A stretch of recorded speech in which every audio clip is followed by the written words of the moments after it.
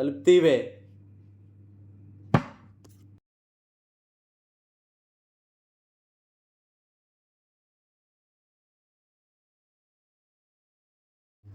మళ్ళీ తాగొచ్చావా?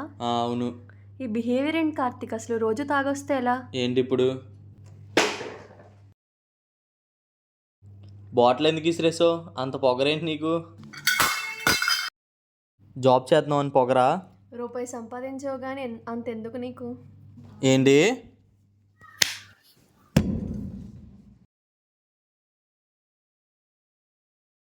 ఎందుకు కొట్టావు నన్ను?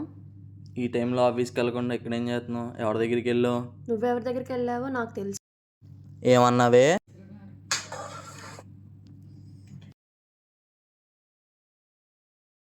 అందం చూసుకునేగా నీకు పొగరు. నేను చూస్తాను ఈ అందం నీకు ఎలా ఉంటుందో.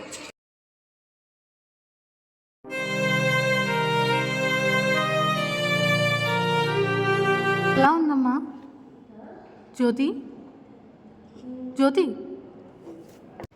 అమ్మ, పేషెంట్ దగ్గర ఏడవకండి, జస్ట్ రిలాక్స్. ఇప్పుడు మా జ్యోతికి ఎలా ఉంది డాక్టర్? ఇప్పుడు స్పృహలోకి వచ్చింది, కొంచెం రిలాక్స్ అవ్వండి. She will be all right. మాట్లాడి వస్తానమ్మా. నమస్తే డాక్టర్ గారు. నమస్తే అండి. పేషెంట్ కండిషన్ ఎలా ఉంది? ఇప్పుడు కొంచెం పర్లేదు, స్పృహలోకి వచ్చారండి. ఓకే, స్టేట్మెంట్ తీసుకోవాలండి.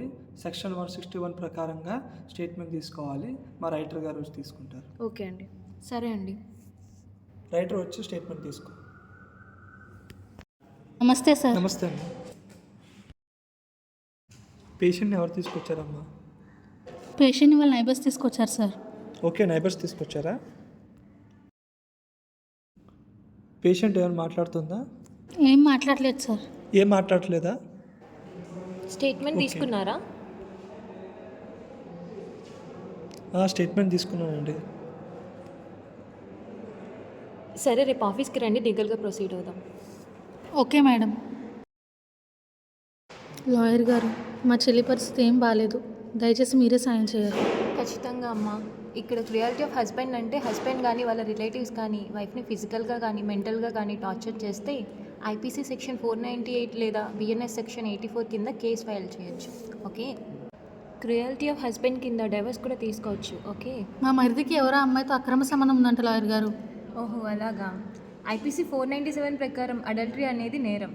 దానికి 5 years జైలు శిక్ష పడుతుంది. కానీ ఇప్పుడు బిఎన్ఎస్లో ఆ సెక్షన్ తీసేశారు.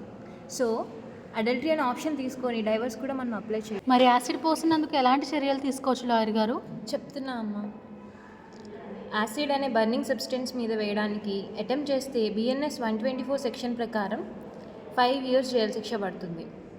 ఇక్కడ ఈ కేసు ఇతను డైరెక్ట్గా యాసిడ్ పోసాడు కాబట్టి 10 years జైలు శిక్ష పడుతుంది. ఏమైనా నష్టపరిహారం వస్తుందా లాయర్ గారు? అక్కడికే వస్తున్నానమ్మా. స్టేట్ విక్టిమ్ కంపెన్సేషన్ స్కీమ్ అని తక్కువలో తక్కువ 3 లక్షలు వస్తుంది. పిఎంఎన్ఆర్ఎఫ్ అని చెప్పి ఉంటుంది. అందులో అడిషనల్గా ఒక 1 lakh మనం క్లెయిమ్ చేసుకోవచ్చు. ట్రీట్మెంట్ చేయించడానికి ఆయన డబ్బులు కూడా లేవు లాయర్ గారు మా దగ్గర. దానికి కూడా ఉందమ్మా, no worries. Ministry of health, welfare, family వాళ్ళు ఫుడ్, అకామిడేషన్ అండ్ ట్రీట్మెంట్కి అన్ని వాళ్ళే చూసుకుంటున్నారు. మీరే ఎలాగైనా న్యాయం చేయాలి లాయర్ గారు. మీరేం వరీ అవ్వకండి అమ్మా, మీకు న్యాయం జరిగేలా నేను చూసుకుంటాను. థ్యాంక్స్.